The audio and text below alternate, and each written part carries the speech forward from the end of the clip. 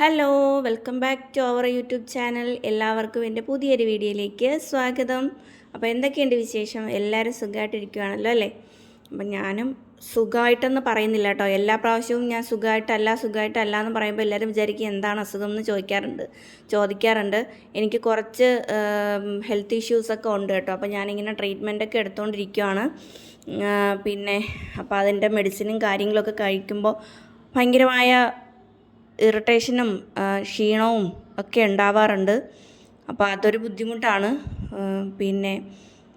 അപ്പോൾ അതൊക്കെയാണ് കാര്യങ്ങൾ.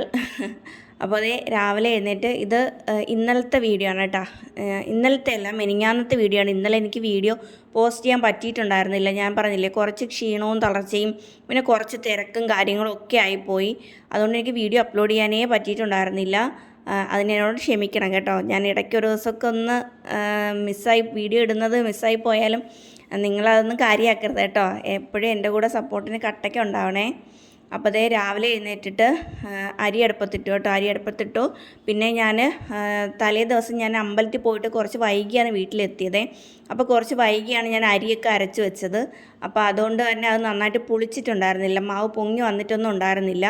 അതുകൊണ്ട് ദോശ കുറച്ച് കഷ്ടമായിരുന്നു. അപ്പോൾ ഇന്നത്തെ കറികളെന്ന് വയ്ക്കാൻ പോകുന്നതെന്ന് വെച്ചാൽ ക്യാരറ്റും മെഴുക്കുവരട്ടിയും വെച്ചു, പിന്നെ പടവലങ്ങ തീയലും വെക്കാമെന്നാണ് കേട്ടോ വിചാരിക്കുന്നത്. അപ്പോൾ അതിന് വേണ്ടിയിട്ട് ക്യാരറ്റ് ഇരുന്നത് ഞാനെടുത്ത് പീൽ ചെയ്ത് അരിഞ്ഞ് ഒരു സവാളയും കൂടി അരിഞ്ഞിട്ടിട്ട് കടുക് വറുത്തിടാനായിട്ട് പോവുകയാണേ. അതിലേക്ക് വേണ്ടിയിട്ട് കുറച്ച് എണ്ണയും ഒഴിച്ച് കടുകൊക്കെ വറക്കുന്നുണ്ട്. പിന്നെ കടുക് ഇട്ട് കൊടുത്തു. പിന്നെ അതിലേക്ക് കുറച്ച് വറ്റൽമുളകും കൂടി ഇട്ട് കൊടുത്തതിന് ശേഷം നമ്മൾ അരിഞ്ഞു വെച്ചിരിക്കുന്ന ക്യാരറ്റ് ഇട്ട് കൊടുക്കുകയാണ്. കുറച്ച് എണ്ണ ഒഴിച്ചിട്ടുള്ളൂ. നിങ്ങൾക്ക് എൻ്റെ വീഡിയോ കാണുന്ന എല്ലാവർക്കും അറിയാം, ഞാനങ്ങനെ അധികം എണ്ണ യൂസ് ചെയ്യാറില്ല. ഇതുപോലുള്ള തോരനും മെഴുക്കുവരട്ടിയൊക്കെ വയ്ക്കുമ്പോൾ കൂടുതലും വെള്ളം ഒഴിച്ചിട്ടാണ് ഞാൻ വേവിച്ചെടുക്കുന്നത്. അപ്പോൾ കുറച്ച് ഉപ്പിട്ട് കൊടുത്ത് ഒന്ന് ഇളക്കിയതിന് ശേഷം അതിലേക്ക് കുറച്ച് വെള്ളം ഒഴിച്ച് കൊടുക്കുന്നുണ്ട്. ക്യാരറ്റ് കുറച്ച് വേവുള്ളതല്ലേ, അപ്പോൾ അതുകൊണ്ട് കുറച്ച് വെള്ളം കൂടി ഒഴിച്ച് കൊടുത്തിട്ട് അതൊന്ന് മൂടി വെച്ച് വേവിക്കാനായിട്ട് വെച്ചു കേട്ടോ.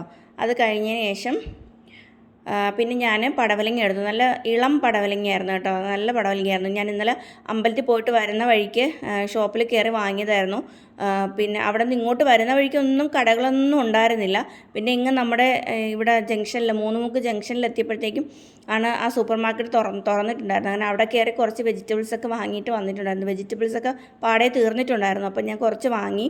ഒരുപാടൊന്നും വാങ്ങിയിട്ടില്ല കേട്ടോ, കുറച്ച് വാങ്ങിയിട്ടുള്ളൂ. പിന്നെ മീൻ വാങ്ങിയിട്ടില്ല, വാങ്ങാൻ പറ്റിയില്ല. പിന്നെ ഇടയ്ക്ക് 2-3 ദിവസം ചിക്കനും ഒക്കെ ആയിരുന്നത് കൊണ്ട് കുറച്ച് വെജിറ്റേറിയൻ ഫുഡിലോട്ട് പോകാമെന്ന് വിചാരിച്ചു കേട്ടോ. ഇപ്പോൾ തന്നെ എൻ്റെ തടിയൊക്കെ നന്നായിട്ട് കൂടി, കുടവേറൊക്കെ വന്നു. അതൊക്കെ എനിക്ക് ഭയങ്കര വിഷമമാണ്. അതൊക്കെ ഇനി കുറയ്ക്കണമെങ്കിൽ ഞാൻ എത്ര കിടന്ന് കഷ്ടപ്പെട്ട് ഗുസ്തി പിടിച്ചാലാണ് അതൊക്കെ കുറയുന്നതെന്ന് എനിക്ക് തന്നെ അറിയില്ല. ഇപ്പോൾ ഒന്നും ശ്രദ്ധിക്കാനും പറ്റുന്നില്ല, ആകെപ്പാടെ ഒരു വിഷമം തന്നെയാണ്.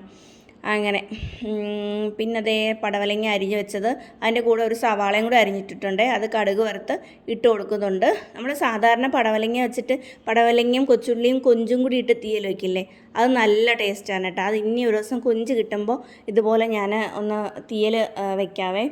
എനിക്ക് ഭയങ്കര ഇഷ്ടമാണ് അങ്ങനെ കഴിക്കാൻ വേണ്ടിയിട്ട്. നല്ല ഇളം പടവലങ്ങയും നല്ല കൊച്ചുള്ളിയൊക്കെ ഇട്ട് വയ്ക്കുമ്പോൾ നല്ല ടേസ്റ്റാണ് കേട്ടോ തീയൽ വയ്ക്കുമ്പോൾ. കൊഞ്ചൊക്കെ ഇട്ട് വയ്ക്കുമ്പോൾ ഇന്നിപ്പോൾ കൊഞ്ചൊന്നുമില്ല, പടവലങ്ങയും സവാളയും കൂടി ഇട്ടിട്ട് വെള്ളം ഒഴിച്ച് വേകാനായിട്ട് വെച്ചു. കാരണം പടവലങ്ങ കുറച്ച് വെന്ത് വരണമല്ലോ. അപ്പോൾ പിന്നെ ഇനിയിപ്പോൾ അരയ്ക്കാനുള്ള അരപ്പ് തയ്യാറാക്കണം. അപ്പോൾ തീയലിനുള്ള കൂട്ട് ഞാൻ ഇന്നാളത്തെ പോലെ തന്നെ സൂപ്പർ മാർക്കറ്റിൽ നിന്ന് പാക്കറ്റ് വാങ്ങി വെച്ചിട്ടുണ്ടായിരുന്നു. അപ്പോൾ അതാണ് അരയ്ക്കാനുള്ളത്. അപ്പോൾ അതിലേക്ക് പുളി ഇടാൻ വന്നപ്പോൾ പുളി ഇടുന്ന ഭരണിയിൽ പുളി തീർന്നു പോയി. അപ്പോൾ ഞാൻ കുറേ പുളി വാങ്ങിയിട്ട് ഇതേപോലെ ഒരു ബക്കറ്റിനകത്താക്കി ഇങ്ങനെ ഉപ്പൊക്കെ ഇട്ട് അടച്ചിറക്കി വെക്കും കേട്ടോ. അപ്പോൾ അതിങ്ങനെ കുറേ നാൾ കേടുകൂടാണ്ടിരിക്കും. അപ്പോൾ നമുക്കിങ്ങനെ എല്ലാ പ്രാവശ്യവും പുളി തരുന്ന ഒരു ചേച്ചി ഉണ്ട് കേട്ടോ. ആ ചേച്ചി എല്ലാ പ്രാവശ്യവും പുളി ഉപ്പൊക്കെ ഇട്ട് ഉണക്കി വൃത്തിയാക്കി കൊണ്ടുതരും. എനിക്ക് പ്രത്യേകിച്ച് പാടൊന്നുമില്ല, എല്ലാം ടിന്നിനകത്താക്കി വെക്കുന്ന ഒരു ജോലി മാത്രമേ ഉണ്ടാവാറുള്ളൂ. അപ്പോൾ ഇനിയിപ്പോൾ അടുത്ത ട്രിപ്പ് പുളി വാങ്ങാറായി. പുളി ഏതാണ്ട് ബക്കറ്റ് കണ്ടില്ലേ തീരാറായി. ഇനി മൂട്ടിൽ കുറച്ച് ഇരിപ്പുണ്ട്, അത് തീരുന്നതിന് മുന്നേ വാങ്ങി ഇനി സ്റ്റോക്ക് ചെയ്ത് വെക്കണം.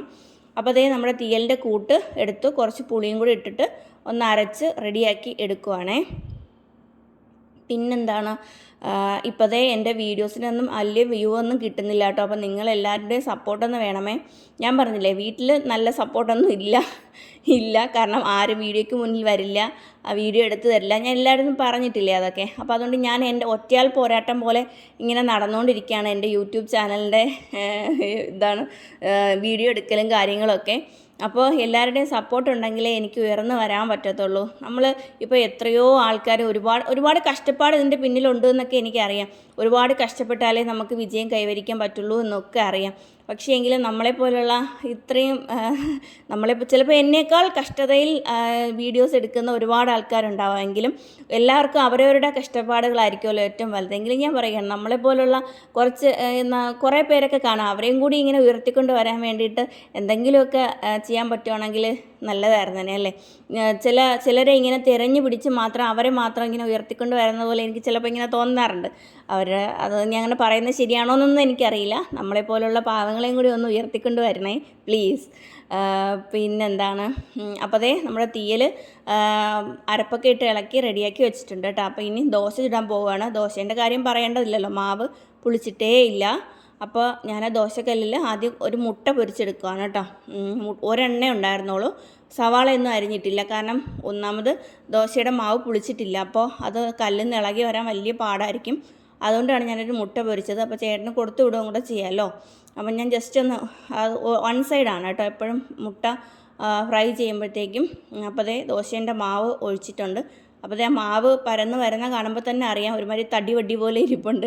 അത് കല്ലുകൊണ്ട് ഇടിച്ച് തിന്നുന്ന പരുവത്തിൽ ഒരു രുചിയും ഇല്ലാത്തൊരു ദോശ കണ്ടോ, ഒരു വൃത്തിയില്ലാത്തൊരു ദോശയായിരുന്നു.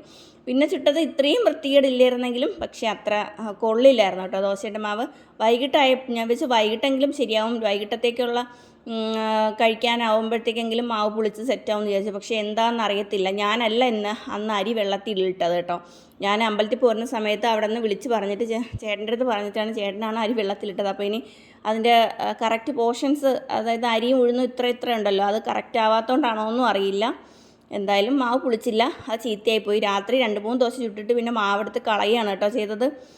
അപ്പോൾ അതേ പറഞ്ഞു പോയ കൂട്ടത്തിൽ ജോലികളൊക്കെ കഴിഞ്ഞു പോയി. അപ്പോൾ അരിയൊക്കെ വടിച്ചു, നമ്മുടെ തീയൽ റെഡിയായി, മെഴുക്കുവരട്ടി റെഡിയായി, മുട്ട റെഡിയായി, ബ്രേക്ക്ഫാസ്റ്റ് ദോശയും റെഡിയായി. ദോശേൻ്റെ കൂടെ തീയൽ തന്നെയാണ് കേട്ടോ കറി. അപ്പോൾ പിന്നെ ചേട്ടന് കൊണ്ടുപോകാനുള്ള ലഞ്ച് ബോക്സും കൂടെ തയ്യാറാക്കി എടുക്കുവാണേ. അപ്പോൾ അതിലേക്ക് ചോറിട്ടു, ക്യാരറ്റും മെഴുക്കുവരട്ടി വെച്ചു, മുട്ട എടുത്ത് വെച്ചു. പിന്നെ ചെറിയ പാത്രത്തിൽ തീയലും കൂടി റെഡിയാക്കി വെച്ചിട്ടുണ്ട് കേട്ടോ. അത് ഒന്ന് അടച്ചിട്ട് ആ പാത്രം ഒന്ന് കഴുകിയതിന് ശേഷമാണ് വെക്കുന്നത് കേട്ടോ. അപ്പോൾ നല്ലോണം ഒന്ന് അടയ്ക്കാനും പറ്റും.